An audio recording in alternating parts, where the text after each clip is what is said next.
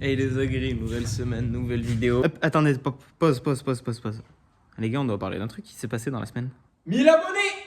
Et oui les gars, du coup, cette semaine, j'ai complètement pas pu venir. La vidéo de la semaine dernière a vachement marché et vous a vachement plu. Mais du coup, beaucoup de gens se sont abonnés et on a atteint les 1000 abonnés. Bon, vous allez me dire, ouais, 1000 abonnés, c'est rien, c'est pas grand chose. Pour moi, c'est quand même, parce que ça fait quand même depuis janvier où j'ai commencé un peu à essayer de vous poster une vidéo tous les samedis matin à 10h.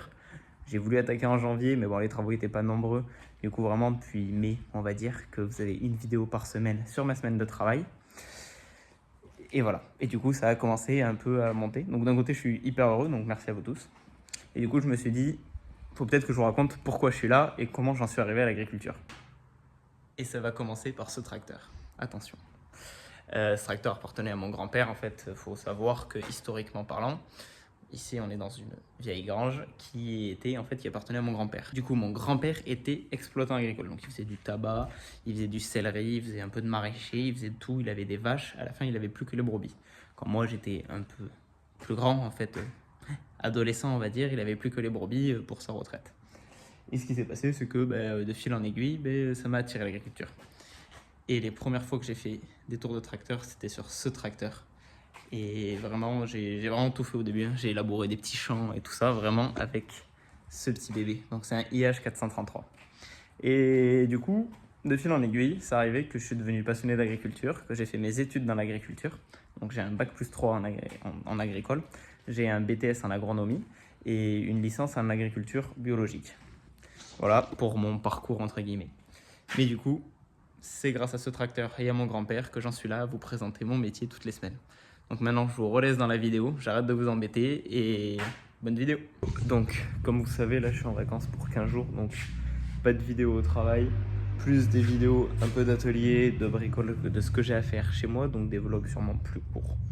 Mais bon, ma foi, je vais essayer d'en sortir quand même 2 vlogs pour mes 2 semaines de vacances. Donc là, vous vous souvenez, dans les précédentes vidéos, on avait attaqué à faire une petite interface Pigbot avec essentiellement de la récup. J'ai dû passer à la concession, aller m'acheter juste 2 pitons d'attelage parce que ça, j'en avais pas. Voilà. J'ai un peu avancé depuis la dernière fois, je vous fais le point. Donc déjà, j'ai tout soudé tout. La dernière fois qu'on s'était vu, je l'avais juste mis à blanc. Donc tout a été soudé. Ici, j'ai rajouté un carré pour garder le bon écartement. Bon, vous allez me dire, c'est pas tout à fait droit. Ma foi, ça fera l'affaire. Donc tout a été soudé, toutes les fentes que j'avais fait ont été reprises. Hop, vous verrez mieux comme ça. Vous voyez, je me suis tout ressoudé à chaque fois, là, l'intérieur, là, sur le champ ici, voilà. Donc maintenant, j'ai repris de l'UPN, comme ça. J'ai fait des perçages dedans et de la découpe pour pouvoir y enfiler mon piton d'attelage. Donc j'ai fait ces pièces. Donc l'intérêt de ces pièces, c'est qu'elles vont venir. Bon, vous allez me dire, il y a un peu de jeu, mais bon, quand je vais le souder, le jeu va être repris. Il n'y a pas de souci.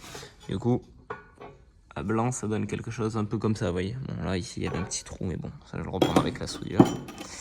Ça fera... Voilà, là, celle-là, je l'ai mieux réussi, mais elle est chaude encore.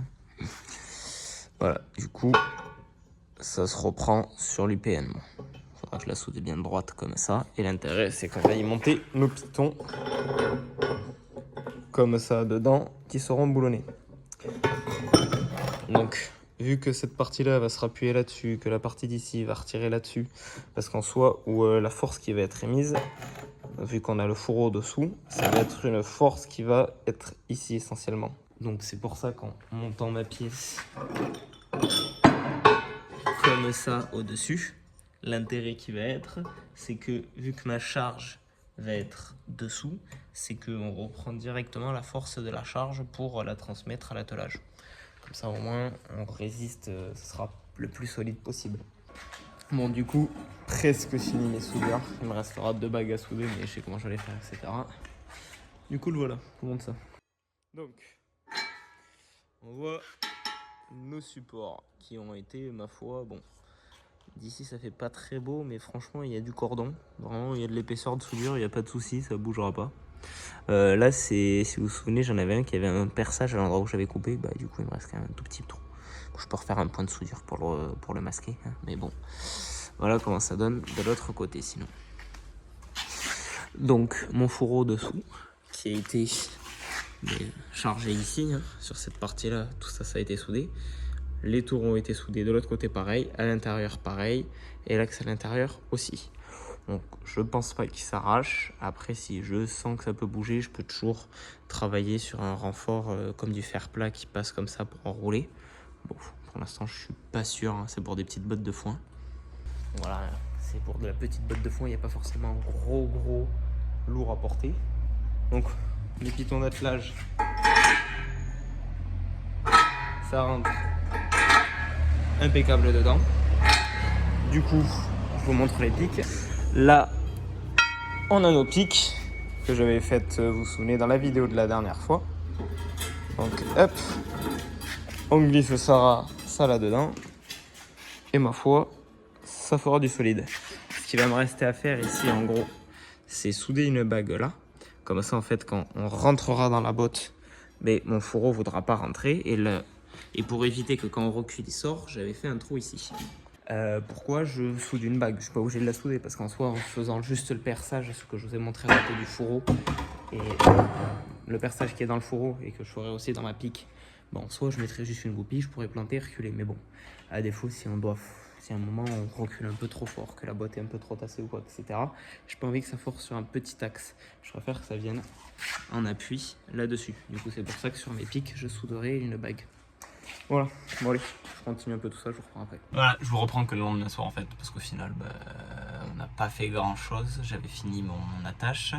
Après, on a bougé des enrouleurs, on a fait de l'irrigation, donc je vous ai pas forcément pris avec moi aujourd'hui. J'essaierai de voir peut-être la semaine prochaine de vous prendre quand on fait de l'irrigation, parce que là, chez Vincent, ça bouge beaucoup d'enrouleurs par jour. Au moins 5 à 6 enrouleurs par jour. C'est vraiment de la grande irrigation. 5 enrouleurs aujourd'hui on a fait. Et ouais, on en a fait 4 et je crois que j'en ai fait un ce matin avant que j'arrive. Donc voilà. Du coup là ce qui se passe c'est que on broie les petits prés.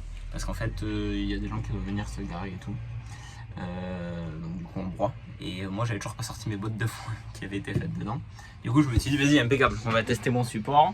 Vu qu'il commençait à faire chaud, les petits tracteurs étaient pas attelés, j'en ai une dizaine. Hein. J'en avais une dizaine à grouper, là j'ai fini de les grouper, Vincent finit de broyer. Et du coup, on a dit vas-y je vais prendre le petit 101, tu vois, vu qu'il y a le relevage avant, je me dis je vais essayer de je l'ai calculé pour qu'il monte sur le relevage avant, comme ça en marche avant c'est plus facile. Sauf qu'il m'est arrivé, j'ai trop bien calculé mais un peu trop juste, parce qu'en fait je vous montre ce qui s'est passé. Du coup j'ai dû l'atteler à l'arrière, on ne juge pas, il n'y a pas de clavette, hein, on est à côté de la ferme. En fait j'avais calculé ma largeur de relevage à cette ferraille là, et j'avais pas tilté que mes pitons d'attelage ils avaient un rebord ici, vous voyez, de part et d'autre, c'est un rebord. Et en fait, ce qui passe sur le relevage avant, c'est que ce petit rebord, ça passe pas du coup. Parce que en gros, ce rebord vient me toucher là. Je vous disais, le rebord vient me toucher. Bon, du coup, en fait, j'avais la chape d'enrouleur attelée à l'arrière. C'est pour ça que je m'étais dit, je le mets devant. Du coup, j'ai mis la chape d'attelage d'enrouleur devant et l'autre à l'arrière. Bref. Mais du coup, voilà, il me restera juste à rectifier ça. Pour ça, pas d'inquiétude. Ce qui va se passer, c'est que dès qu'ils sont vissés, mes pitons, je vais me les dévisser et les passer autour. Ce qui s'est passé, c'est qu'à la base, quand je suis allé à la concession, moi je voulais des pitons à souder parce que je voulais le souder. Je voulais pas forcément que ce soit montable et démontable. Mais du coup, ils avaient que des à visser. Du coup, je me suis dit, bon, bah, on va essayer de faire un support à visser qui était là. Mais du coup, j'ai quand même soudé. En gros, ce que je vais faire, c'est que je vais les démonter. Et en gros, cette partie-là, on va la passer autour pour garder un peu cette hauteur. Et du coup, vous allez me dire, ouais, mais ton piton, du coup, il va se barrer. Bah, du coup, je vais le souder. Voilà, ça sera la solution.